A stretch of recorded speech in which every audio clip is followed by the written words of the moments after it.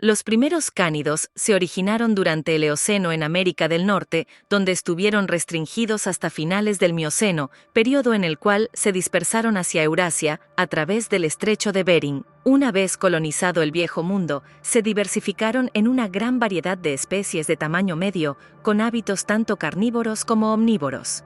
La dispersión euroasiática fue protagonizada por la subfamilia Caninae.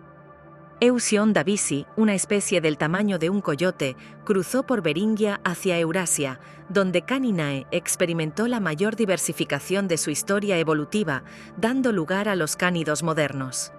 De acuerdo a los análisis moleculares, los representantes actuales de la familia Canidae se agrupan entre grandes linajes: linaje del lobo, en el que se incluye el género Canis, linaje de los cánidos sudamericanos y linaje del zorro. Durante el Villafranquiense, Plioceno superior tardío, ya se encuentran varias especies del linaje del lobo, Canis. La especie Canis lupus divergió de un tronco ancestral hace unos 3 millones de años. Los primeros registros fósiles del lobo ibérico, C. l. signatus, se encontraron en Atapuerca y Ambrona, y tienen entre 400 y 200.000 años de antigüedad. La subespecie C. l. signatus es generalmente aceptada en los ambientes zoológicos españoles, mientras que en otras regiones suelen incluirlo dentro de la subespecie nominal C. l. lupus. En cualquier caso, la morfometría del cráneo del lobo ibérico, el ADN mitocondrial y los microsatélites difieren de los de otros lobos europeos. En 2016, un estudio de secuencias de ADN-MT de lobos modernos y antiguos indicó que en Europa, los dos haplotipos genéticamente más diferenciados forman el lobo italiano y, por separado, el lobo ibérico. El lobo ibérico estuvo presente en toda la península ibérica durante siglos, tanto es así que llegó a habitar casi todo el territorio peninsular hasta principios del siglo XX. No obstante, estuvo a punto de extinguirse en los años 1970, que tuvo lugar entre 1950 y 1970, cuyo resultado fue la práctica erradicación de esta subespecie en todo el país, exceptuando la parte noroeste y algunas áreas aisladas de Sierra Morena. En Portugal, una política similar borró de sus campos al lobo. Si apenas pudo ser salvado, fue gracias a la labor de varios naturalistas y divulgadores, como el español Félix Rodríguez de la Fuente. La Ley de Caza de 1970 consideró al lobo como especie cinegética. A partir de ese momento dejó de ser una alimaña a la que había que exterminar. De tamaño medio, los machos alcanzan entre 1,30 y 1,80 metros de longitud y las hembras entre 1,30 y 1,60 metros. La altura de cruz puede llegar a los 70 centímetros. Generalmente, los machos adultos pesan entre 35 y 50 kilogramos y las hembras entre 30 y 40 kilogramos. En movimiento, llama la atención el poderío de los cuartos delanteros en relación con la grupa, levemente caída. Tienen la cabeza grande y maciza, orejas triangulares relativamente pequeñas y ojos oblicuos de color amarillento. El hocico presenta unas manchas blancas en los belfos denominadas itin limbs. Su pelaje es heterogéneo, de tal forma que se describen unas franjas longitudinales oscuras o negras cubriendo la parte anterior de sus dos patas delanteras, una mancha oscura a lo largo de la cola y otra mancha oscura alrededor de la cruz, a la que se le conoce como silla de montar. El conjunto de estas marcas o manchas oscuras son las que le han dado el nombre Illa a esta subespecie de lobo, puesto que signatus en latín significa signado o marcado. Los lobeznos al nacer presentan tonos oscuros uniformes.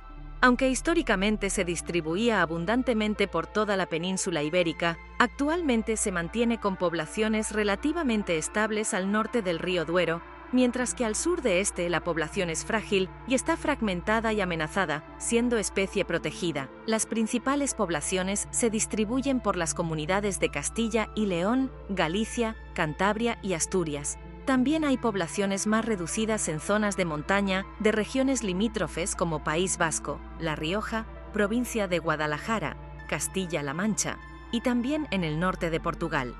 También hay algunas poblaciones en zonas de montaña del norte de Andalucía, que están aisladas de las del norte de la península ibérica, pues ambas poblaciones están separadas por la submeseta sur, zona en la que no hay poblaciones de este animal.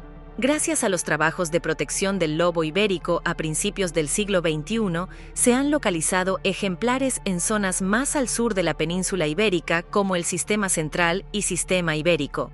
Por ejemplo, en febrero de 2013 se grabaron imágenes de crías de lobo ibérico al norte de la Comunidad de Madrid, tras 60 años sin tener datos oficiales de su presencia en la región.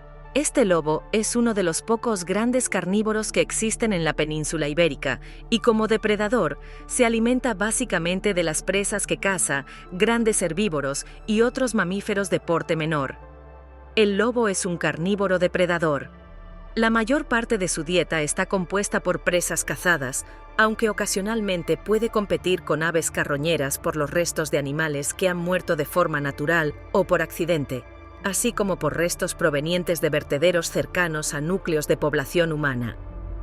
También es conocido el hábito, en determinadas estaciones, de consumir alimentos de origen vegetal, tales como frutos silvestres.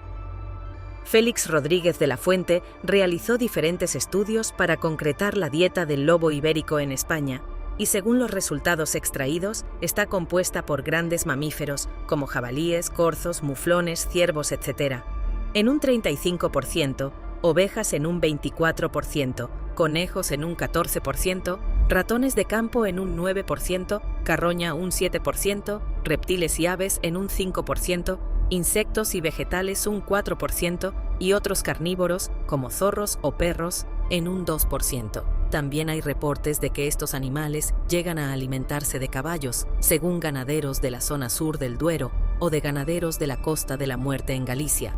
Hoy es un animal protegido y desde los años 90 se encuentra en franca expansión, a lo que se añade el aumento de densidad en las zonas tradicionales. Se tiene noticia de que las poblaciones asentadas en Castilla y León están avanzando hacia Extremadura, Madrid, Aragón y Guadalajara.